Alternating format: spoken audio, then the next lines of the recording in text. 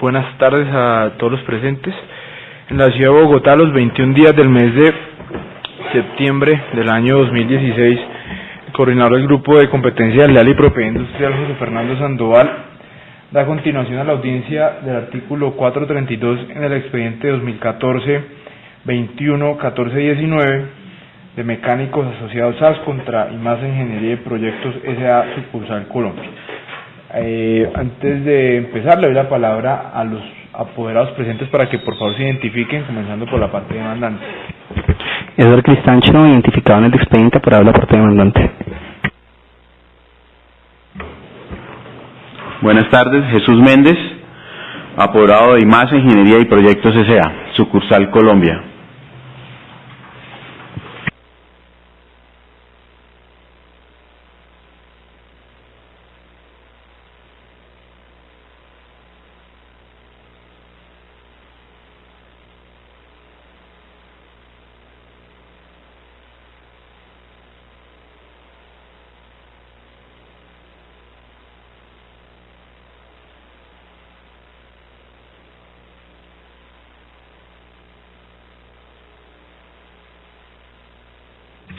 No sé si tuvieron la oportunidad de ver en el expediente, pues que ya llegó la respuesta de parte de el coordinador del grupo de notificaciones y certificaciones, en donde pues se adjunta el expediente escaneado que se le había solicitado, pero adicionalmente nos enviaron la resolución 878. Si no la conoce, pues se las voy a poner en conocimiento y les voy a dar 3 minutos adicionales para que manifiesten lo que consideren.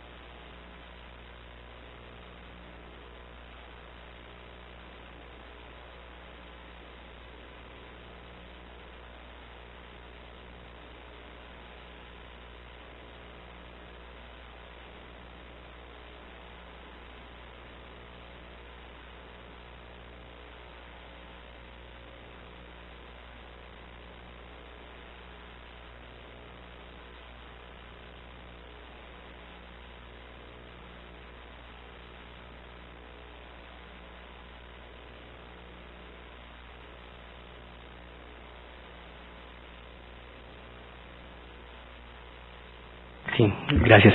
Yo simplemente quiero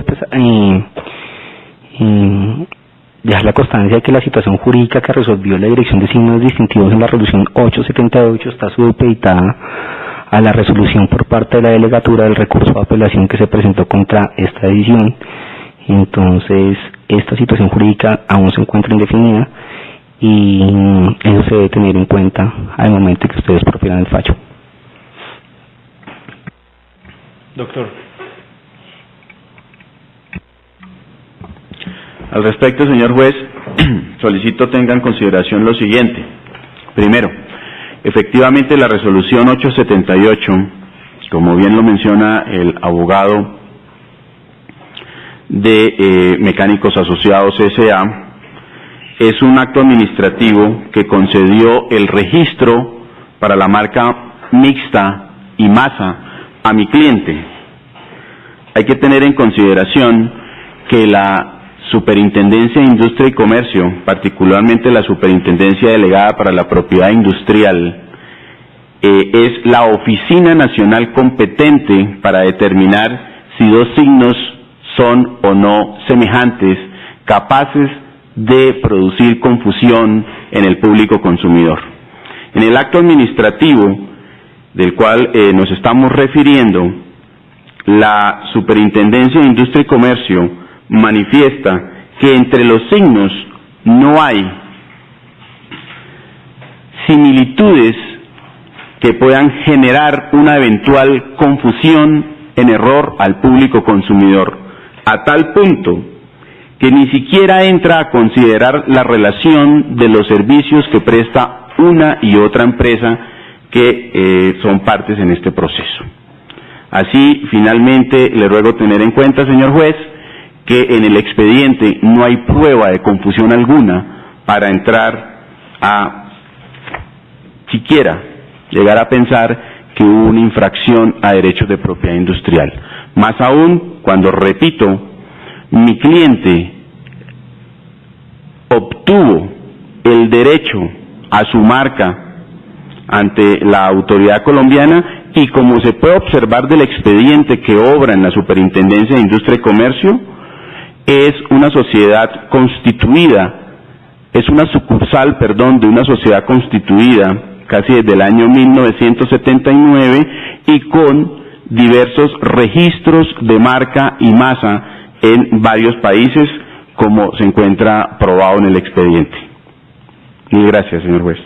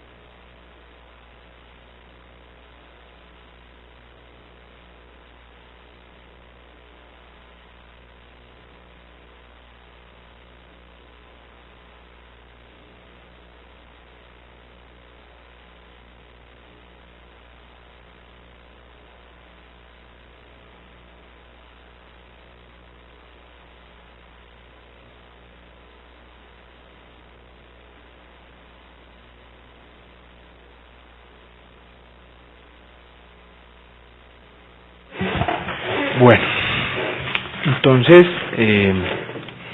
lo que corresponde ahora es dictar sentencia, y antes de eso quiero señalar que no evidencio que exista alguna causal de nulidad que pueda invalidar la actuación. Le pregunto a los apoderados si van a alegar alguna causal de nulidad. No, señor. No, señor. Bien. Entonces voy a dictar sentencia.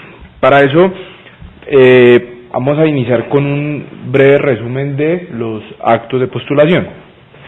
Con ese fin, recordemos que la sociedad demandante afirmó ser titular de la marca mixta masa registrada en las clases 4, 6, 7, 12, 35, 37, 39, 40, 41 y 42 de la clasificación internacional de NISA.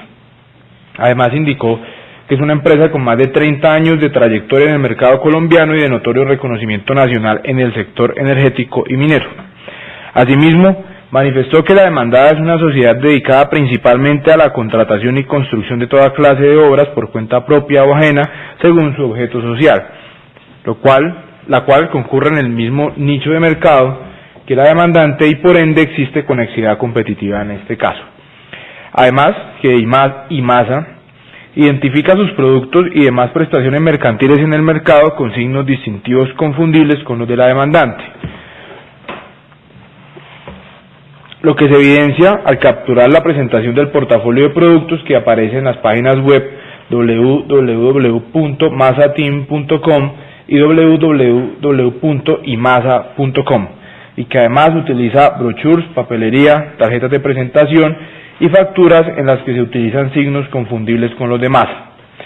En cuanto a la infracción a los derechos de propiedad industrial, señaló que la utilización de la expresión IMASA por parte de la demandada es asociable con la expresión Masa registrada como marca, lo que materializa y o potencializa el riesgo de inducción en error al consumidor, afectando así su decisión de compra, pues podrían pensar que entre demandante y demandada existe alguna relación comercial, lo cual no es cierto. Dijo que incluso los funcionarios de Masa han confundido la identidad de las sociedades demandante y demandada, pues han tenido noticias de que Masa ha ganado procesos licitatorios cuando ello no ha ocurrido. Afirmó que en un artículo publicado en la página miputumayo.com.co se evidenció un comentario en contra de Masa y luego aclara que la empresa IMASA no es la misma Masa. Expresó que el uso que la demandada ha hecho de la expresión se ha realizado sin que medie autorización de la demandante, lo que configura una infracción a sus derechos de propiedad industrial, razón por la cual a título de pretensiones solicitó que se declare que la demandada infringió los derechos de propiedad industrial derivados de la marca Masa, con las consecuentes órdenes encaminadas a evitar el uso de elementos nominativos o figurativos que puedan asociarse a la misma. Por su parte, la demandada basó su defensa en el sentido de indicar que el vocablo IMASA hace parte de la razón social y nombre comercial IMASA Ingeniería y Proyectos S.A., a su juicio esencial para su identificación en el mercado de oil and gas, y además que la casa principal de IMASA en España es la titular del dominio del sitio de internet y es quien lo usa, no la sucursal colombiana, por lo cual resultaría excesivo prohibir a IMASA el uso de su marca en el mundo por un supuesto conflicto en Colombia, pues en todo caso Masa no utiliza en su actividad comercial ese vocablo únicamente, y si se analizan las expresiones fonéticamente resulta imposible confundirlas, dadas las diferencias denominativas, gráficas y de conjunto, es decir, que no hay manera en la que el público en general pueda confundirse. Asimismo, trajo a colación 14 signos distintivos cuyo registro fue concedido y que guardan similitudes iguales o mayores que aquellas alegadas por la contraparte, por lo que no se entiende por qué razón la demandante afirma que la utilización del nombre comercial IMASA Ingeniería y Proyectos S.A. supone una infracción a sus derechos de propiedad industrial. También señaló que el sector de oil and gas en Colombia es un mercado altamente especializado y por ello los agentes participantes se reducen a unos pocos y los consumidores son un nicho bastante pequeño que incluye solo a grandes empresas como Ecopetrol, Pacific Rubiales Energy, el Estado colombiano, entre otros, quienes conocen de mucho tiempo atrás a las empresas participantes en los procesos de contratación, por lo que es poco probable o casi imposible que el público objetivo de las actividades comerciales de las partes confunda a dos empresas de tan reducido mercado.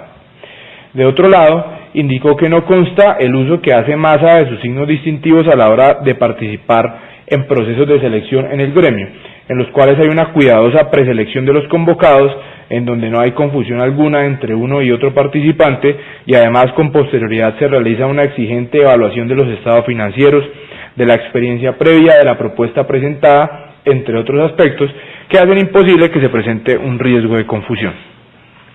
Finalmente se refirió a la marca y nombre comercial IMASA, constituida en España en los años 70 con presencia en 4 de los 5 continentes, a diferencia de Masa, que solo tiene presencia en Colombia.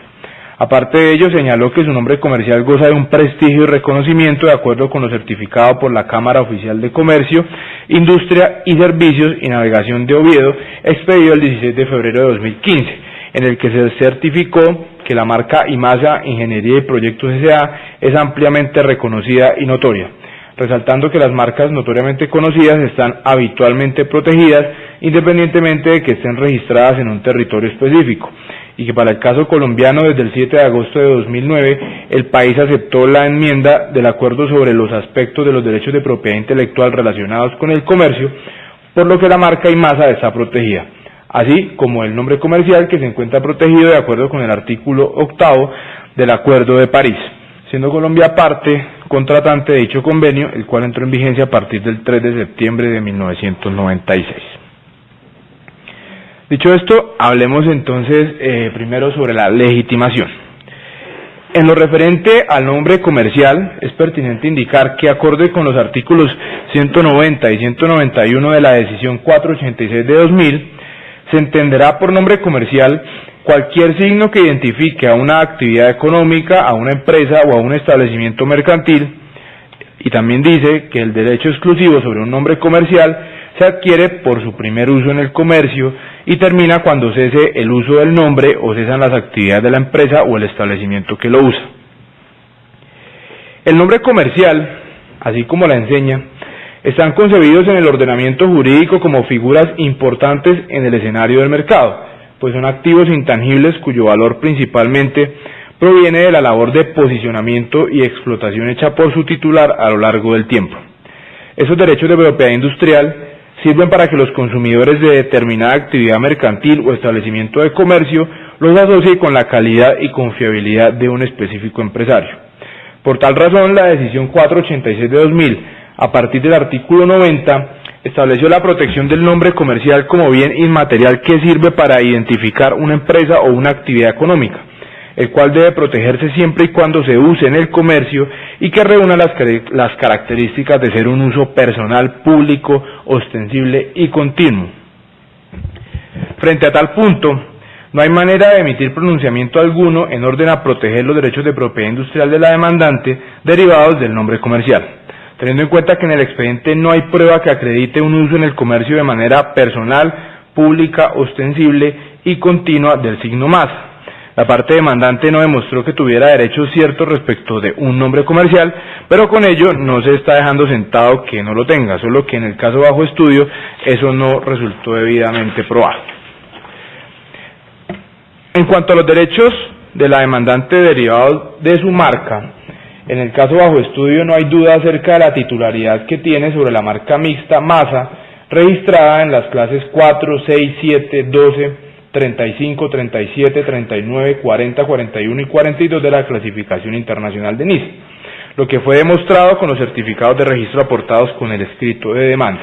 Al respecto se pueden ver los folios 23 a 31 del cuaderno 1.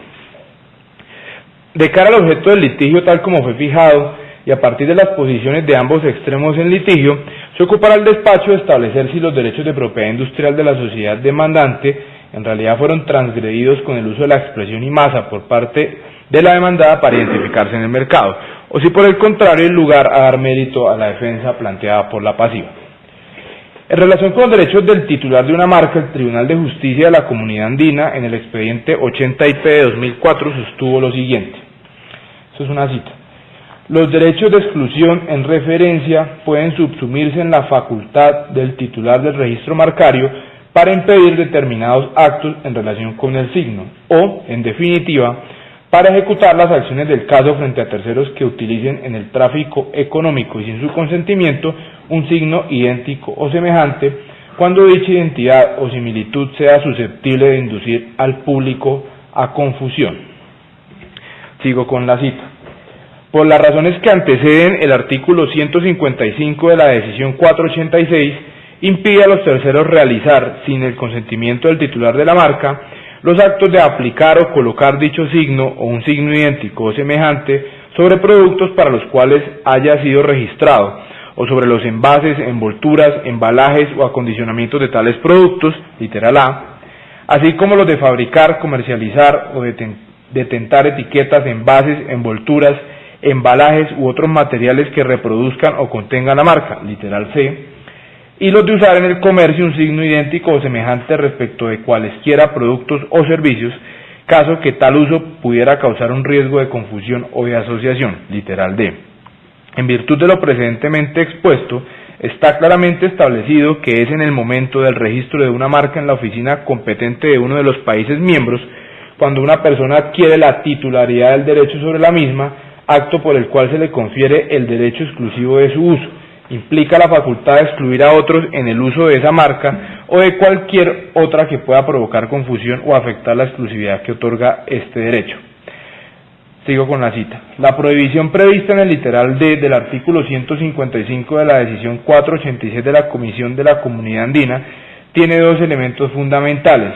El primero determinativo, referido a impedir el uso de una marca o signo registrado en el comercio, y el segundo condicional, cuando expresa que debe existir un riesgo de confusión o asociación. Con relación al primer elemento es necesario considerar lo siguiente. Si lo que se prohíbe es usar una marca registrada en el comercio, cabe analizar qué es lo que realmente representa el comercio y su alcance. Hasta aquí la cita del tribunal.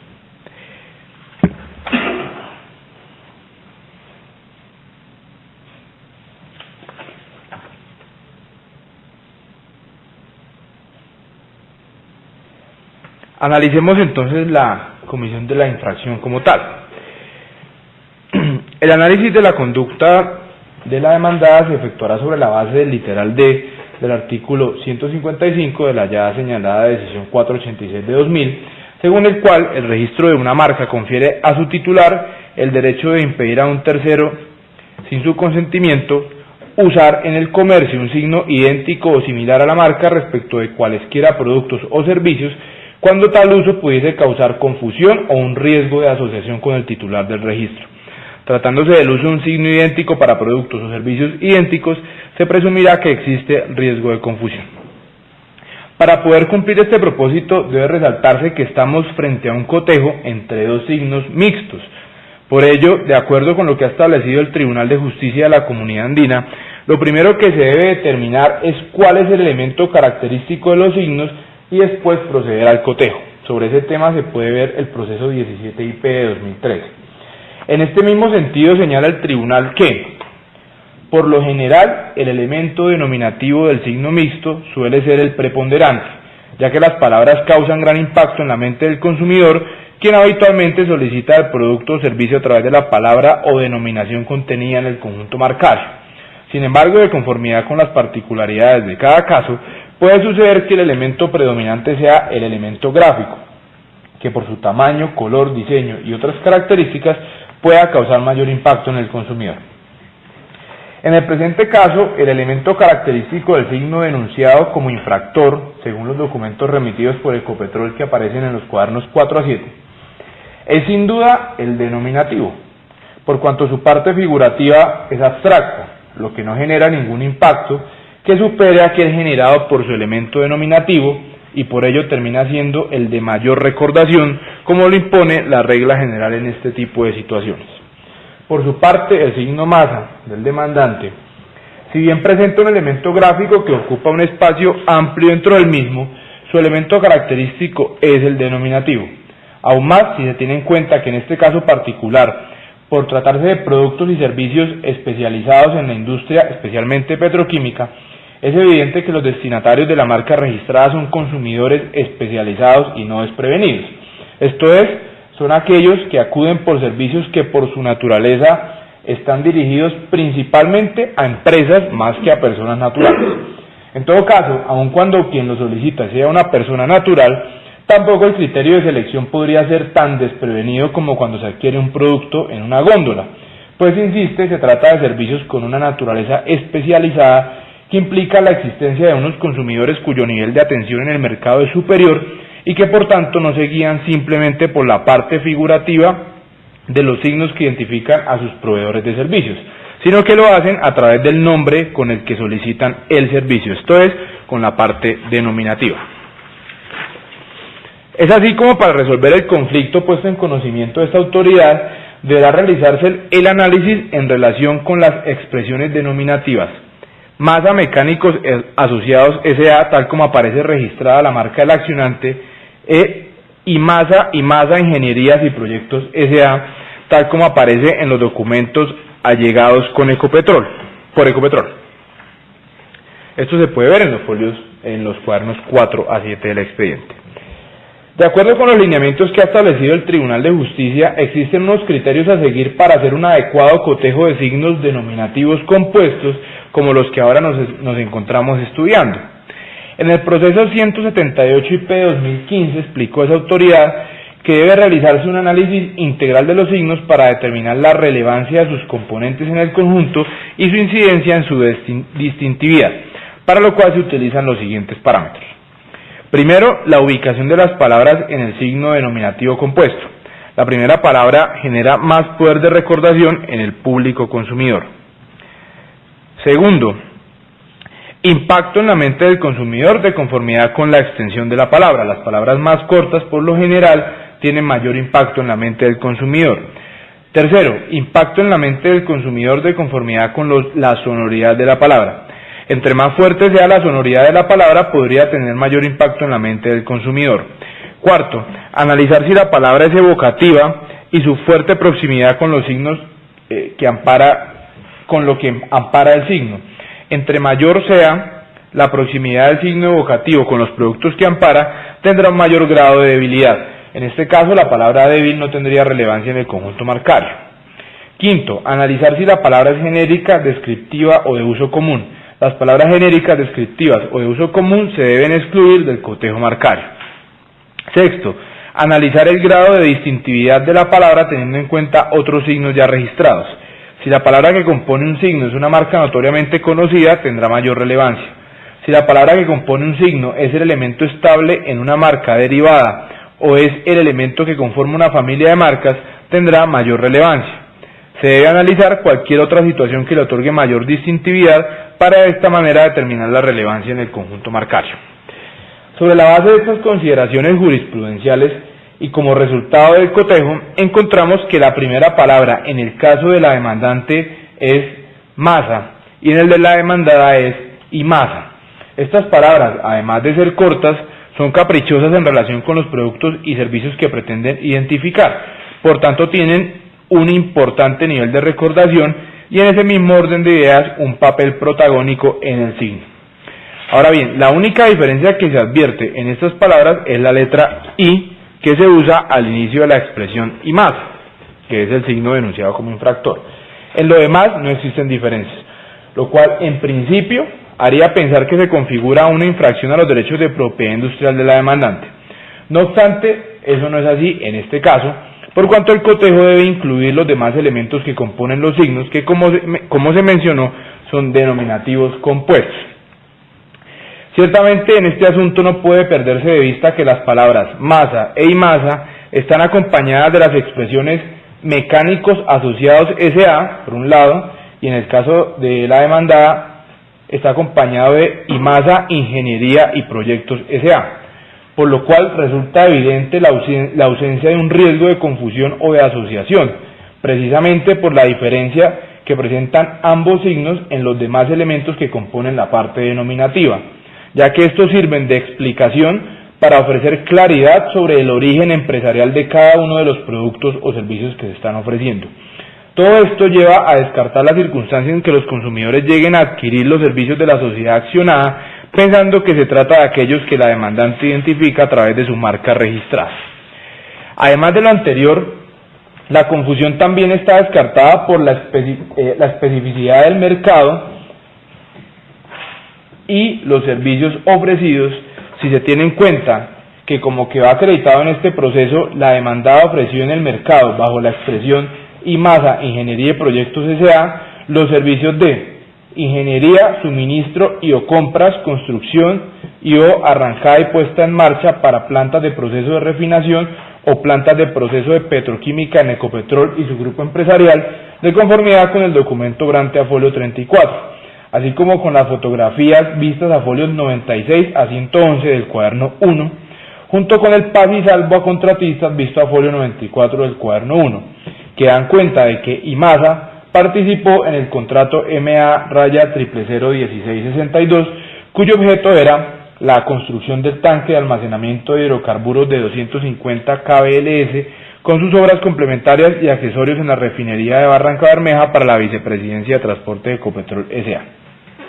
Respecto al proceso licitatorio con Ecopetrol, debe decirse que en este caso no resultó acreditado que dicha entidad hubiera incurrido en un error al contratar con la demandada, producto de una confusión o asociación con las prestaciones con la marca de la sociedad demandante, pues resulta ilógico pensar que en un proceso licitatorio en el que, entre otros aspectos, como bien es sabido, se debe tener en cuenta la inscripción en el registro único de proponentes, aspecto sobre el cual nos ilustró muy bien el representante legal de la demandante al absolver su interrogatorio, igualmente donde se hace una precalificación que atiende a criterios meramente objetivos de selección, pues no podrá pensarse que llegue a ser determinante para la adjudicación de un contrato con el Estado el nombre o el origen empresarial de determinado proponente u oferente.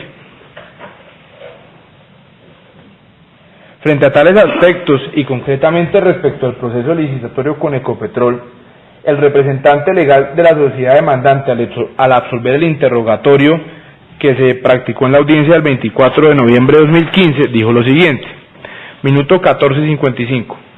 Nosotros tuvimos conocimiento de que se estaba utilizando esa expresión, esa denominación, mediante un proceso de precalificación con Ecopetrol en el cual estábamos participando. Eso fue a finales del año 2013, en relación con una construcción de líneas y tuberías. También dijo, como nosotros participamos de ese proceso de precalificación, en ese momento tuvimos conocimiento que existía una compañía que estaba utilizando esa denominación.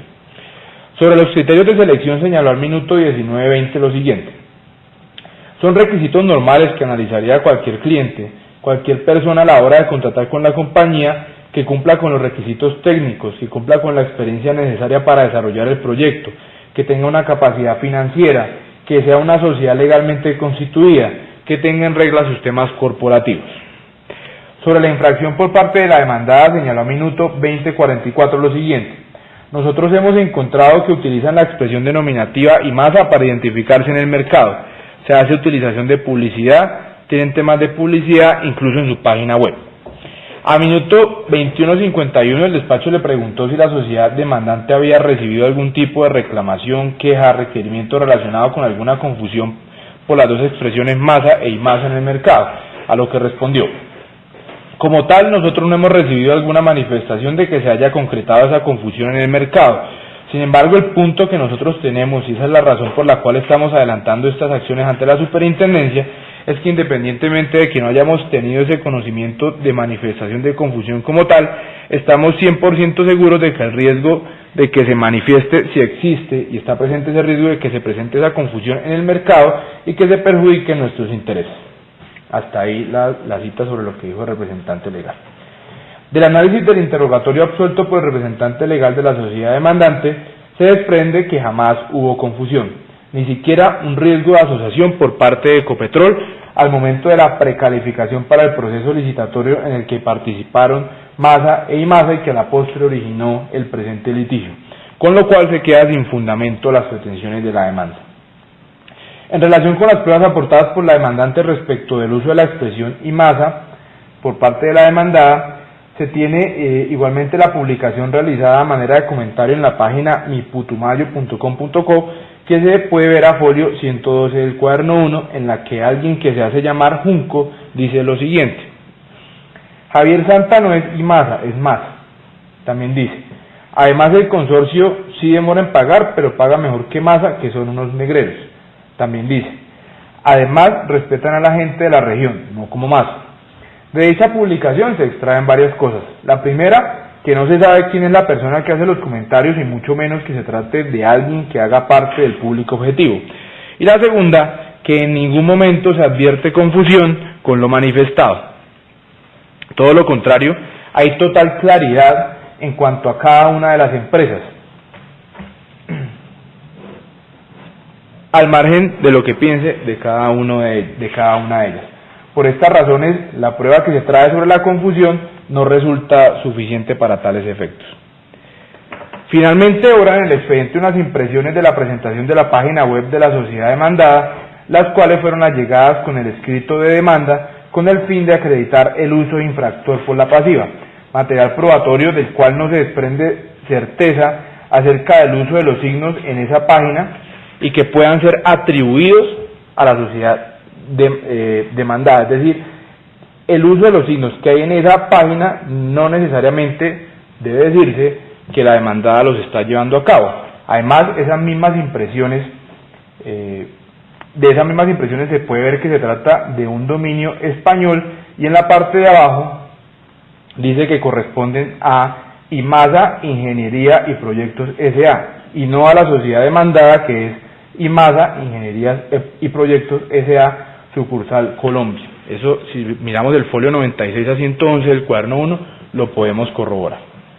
De manera que a partir de las pruebas obrantes en el expediente, las cuales han sido analizadas en conjunto, resulta claro que el uso efectuado por la sociedad demandada no constituye infracción a derechos de propiedad industrial, especialmente teniendo en cuenta el literal D del artículo 155 de la decisión 487 de 2000, razón por la cual las pretensiones de la demanda serán negadas y se debe imponer la condena en costas a cargo de la parte demandante. Así, por concepto de agencias en derecho, teniendo en cuenta lo señalado por el Acuerdo 1887 de 2003, proferido por el Consejo Superior de la Judicatura, especialmente el artículo 6, numeral 1.3, fijaré por concepto de agencias en derecho el valor correspondiente a 5 salarios mínimos legales mensuales vigentes a favor de la sociedad demandada y que deben ser pagados por la parte demandante. Con fundamento en las anteriores consideraciones, la Delegatura para Asuntos Jurisdiccionales, el coordinador del Grupo de Trabajo de Competencia Leal y Propiedad Industrial, administrando justicia en nombre de la República de Colombia y por autoridad de la ley, resuelve: primero, denegar las pretensiones de la demanda formulada por Mecánicos Asociados SAS en contra de IMASA Ingeniería y Proyectos S.A. sucursal Colombia. Segundo, condenar en costas al extremo demandante, para el efecto de fija por concepto de agencias en derecho, la suma equivalente a 5 salarios mínimos legales mensuales vigentes. Por secretaría deberá realizarse la respectiva liquidación de costas. Esta decisión queda notificada en estrados. Gracias. Contra la decisión de señalada voy a formular recurso de apelación, el cual procedo a sustentar brevemente. No, señor juez, conforme con la decisión. Entonces, aquí hago una aclaración. De acuerdo con el Código General del Proceso, a partir de este momento, este expediente haría transición al Código General. El proceso iba bajo las reglas del Código de Procedimiento Civil. ¿Esto qué implica? Que, de acuerdo con las normas de apelación del Código General, usted puede o presentar los argumentos de inconformidad en este momento, o puede hacerlo por escrito dentro de los 3 días siguientes a esta audiencia. Si lo hace ya, pues esos 3 días ya no los tiene. La opción que le estoy dando es de escoger si lo va a hacer de una vez o lo va a hacer por escrito. Lo voy a hacer de una vez, doctor. ¿Listo? Entonces, tiene el uso de la palabra. Bien, entonces, en primer lugar, respecto al acápite denominado legitimación, quiero advertir pues que si obran pruebas en el expediente, empezar los interrogatorios de parte donde se demuestra el uso continuo de la expresión MASA Mecánicos Asociados a título de nombre comercial y enseña comercial. En segundo lugar, quiero advertir que a pesar de que en la fijación de litigios advirtió que se iba a analizar el caso también a la luz del literal A del artículo 155, este no fue analizado en la sentencia, pues lo cual comporta un vicio también de forma en la sustentación de la sentencia. Quiero también determinar y me quiero centrar en este momento a partir del análisis que hace de la infracción establecida en el literal D y de las consideraciones que hace el despacho. Entonces, cuando ustedes analizan cuando ustedes implementan las reglas del análisis de confundibilidad, no establecen la regla que se estableció y que trajo una regla que trae una autoridad competente que aplica la misma normativa Indecopi, que es hacer énfasis en la sucesión vocal de las palabras y cuál es lo que comporta que las dos marcas o los dos signos no puedan coexistir. La diferenciación copulativa de la I es insustancial y es lo que genera confusión. Importante también considero que ustedes determinan como a título de regla de la experiencia o como una consideración general en el mercado de que los consumidores que acuden a al mercado segmentado en la cobertura de protección es especializado, y digamos que el interrogatorio que rinde Julián Mota da cuenta es que en su mayoría, pero no es la generalidad, y con esto yo le quiero decir es que no solamente comportan clientes y consumidores quienes acuden o pueden ser afectados por la confusión, sino el análisis tiene que verse a través del público objetivo, y parte del público objetivo también, como se ha señalado, no solamente consumidores y clientes, sino el componente o el público en general que puede acudir a este tipo de mercado, y esa es la prueba que se quiso hacer relevancia con el documento titulado Mi Putumayo, el cual también consideramos que no fue valorado debidamente.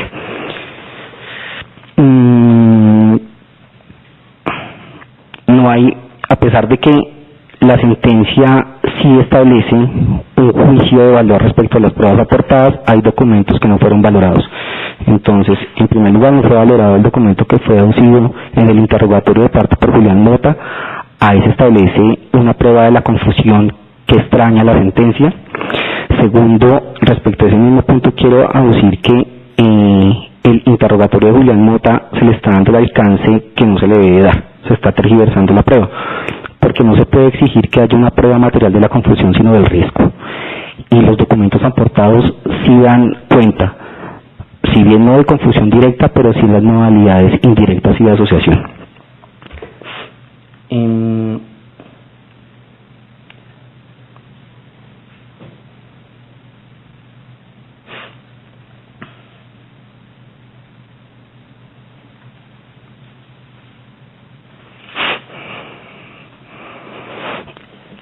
Haciendo énfasis también en el tema del análisis del elemento determinativo de la infracción, también quiero dar cuenta que también el Tribunal Andino ha acudido a otros criterios que no se tuvieron en cuenta para analizar la infracción, que son inclusión o ejecución de la misma clase, canales de distribución, medios de publicidad, género y servicio y finalidad, y que eso fue expuesto en los alegatos de conclusión, y que tampoco se determina en la motivación de la sentencia que haya sido tenido en cuenta. En este sentido, pues, y por economía procesal, yo quiero también solicitarle al despacho que de forma, pues, si lo considera pertinente, también solicite, y sabido que el Tribunal de Bogotá exige la interpretación prejudicial, que profiera una providencia en el sentido que se exija la interpretación prejudicial, y en especial que se pregunte qué fuerza vinculante puede tener un pronunciamiento de una autoridad que aplica la misma normatividad aunque se encuentre en un país extranjero. Bueno, muchas gracias. Entonces concedo el recurso de apelación en el efecto suspensivo para que se tramite ante la Sala Civil del Tribunal de Bogotá. Por secretaría se procederá al envío del expediente. Sobre la solicitud de interpretación prejudicial, pues para el juez de primera instancia no es obligatorio, eso sí ya es algo que hará en su momento la Sala Civil en la segunda instancia, donde sí, necesariamente para resolver los pleitos de propiedad industrial, es obligatorio pedir la interpretación prejudicial. Entonces eso sí se lo resolverán en segunda instancia. Bueno, entonces, no siendo más el motivo de la diligencia, la damos por finalizada. Muchas gracias.